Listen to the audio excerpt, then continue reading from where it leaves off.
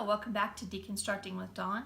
A couple weeks ago I wanted to do a like-for-like comparison with three different foundations of varying degrees of price and three different applicators. So I'll show you here.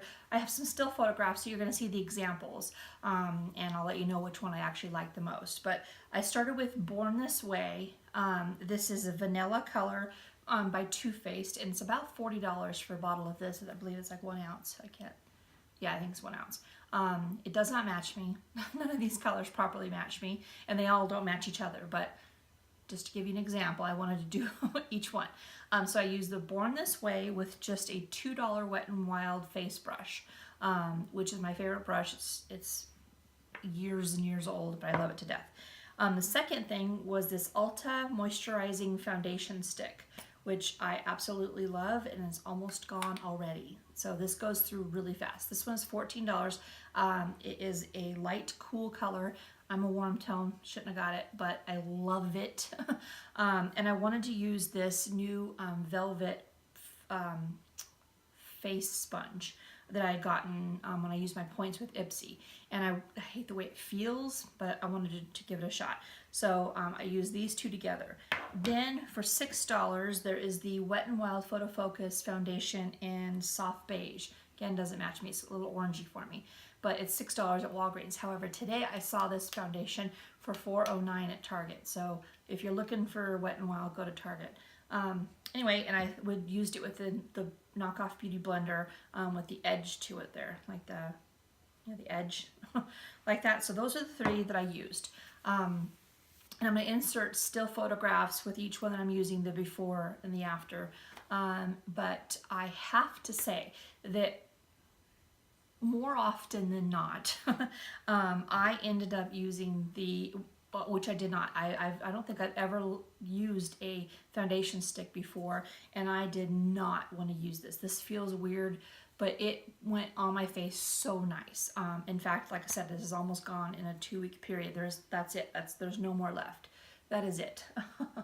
And my makeup, it could be that I have to keep reapplying all day long because my nose is always a mess because I'm sick, and so I'm constantly having to reapply to my nose, but there's no more left. I can probably scoop it out, and that's as much as I'm going to be able to use it. So out of my little experiment, this is what I ended up using the most. This sponge, this velvet sponge, it cleans really well, which I was surprised, and when it's moist and you're putting it on, it like you can have like almost a streaky feeling, or a bouncy dot blush. What am I trying to say? Like a bouncy, this leaves a bouncy smush to your face. Does that make sense? Where like the brush will sometimes leave a striation to your face. This here, I'm not sure if it's because of the velvet part of it or not, but it gets into your face like an orange peel. It just pushes into your face so nicely. And I just can't tell you enough how much I love this velvet brush or sponge and this stick. I will probably go back and get more of this, which is not very common for me. I think this is I think the only one I ever replaced. This is my first bottle of this. I've never replaced this one. But foundation wise, the old Revlon powder I used to use a lot, and replaced that. In the beginning, when they had a sponge one, I would use that L'Oreal sponge, but I don't think any bottle of foundation I've ever replaced, and this is the first and only time I've ever used a foundation stick, and I love it.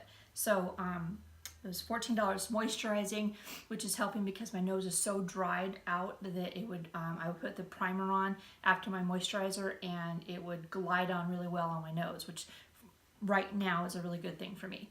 Anyway, so I'm going to share with you guys different stills of the before and after of each scenario, and in my opinion, I love the foundation stick, and I can't say how lovely this this little blue velvet thing is.